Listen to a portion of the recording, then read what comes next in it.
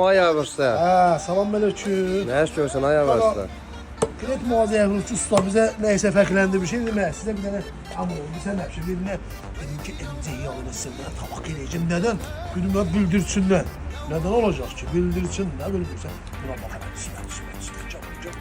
Uş, MC yağını içəmə.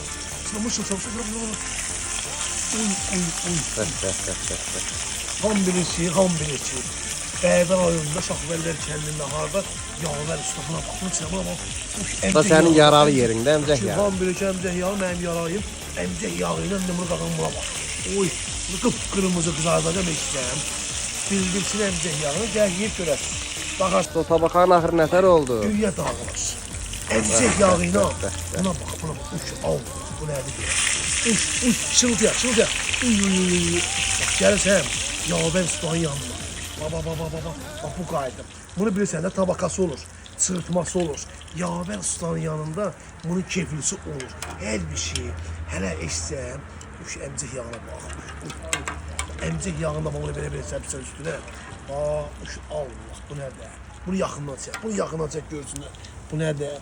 Buyurub gəlirsiniz Bərdar rayon Şahverlər kəndində Yağbər ustanında belə yeməklər var. Buyurub gəlib yeyirsiniz.